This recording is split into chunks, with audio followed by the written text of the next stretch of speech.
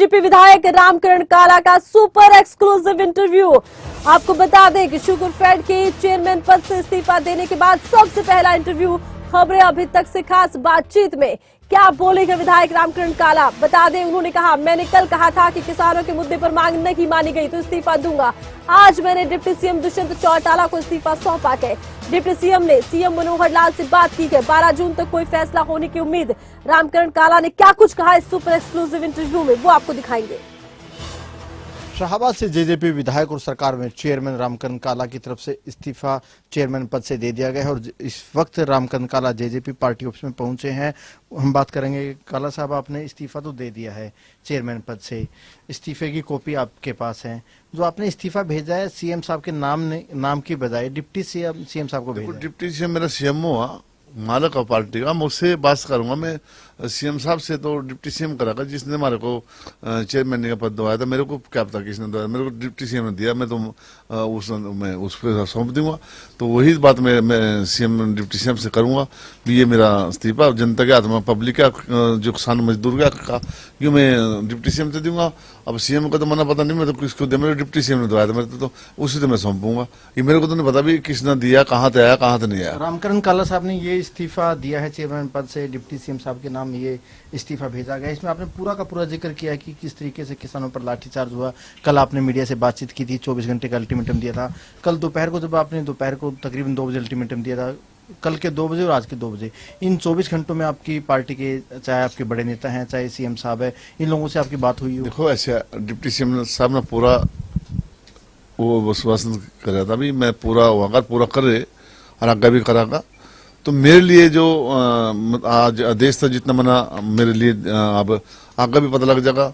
तो कैसे मतलब आश्वासन क्या दिया था? आश्वासन ये था, देखो डिप्टी सीएम साहब ना का भी पूरा में जो योजना का पूरा था 52 का, उसने पूरा पेमेंट उन्होंने कर दी भी, जल्दी किसान के हाथ में पेमेंट पड़ जाएगी, सारा कुछ कर दिया।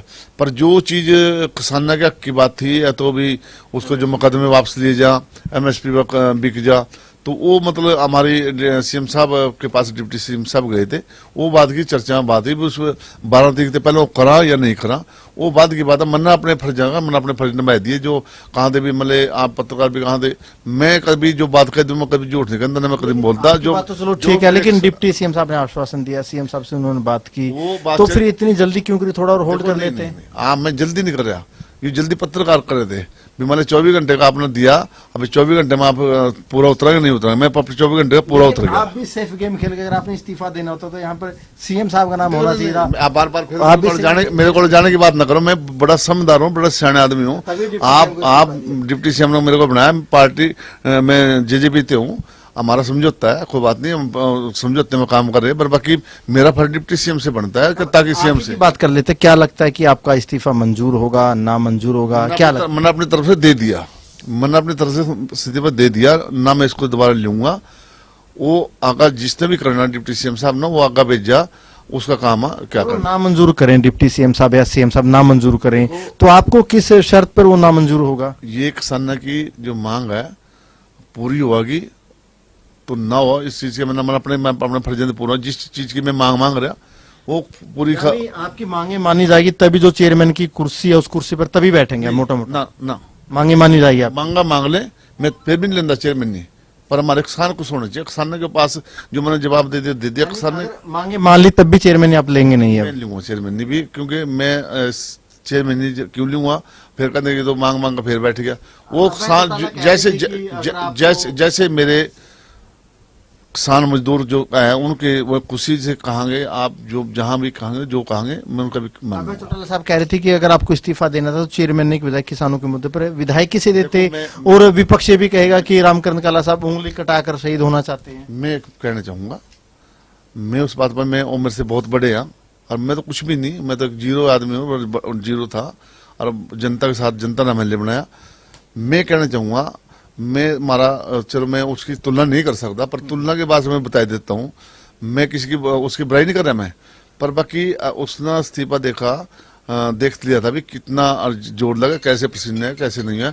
मैं और मेरे से बहुत बड़ा है, पर बाकी उस इस्तीफे को उसने कोई लाभ नहीं उठाया, क्योंकि ताकि बड़ी मुश्किल बना दोबारा।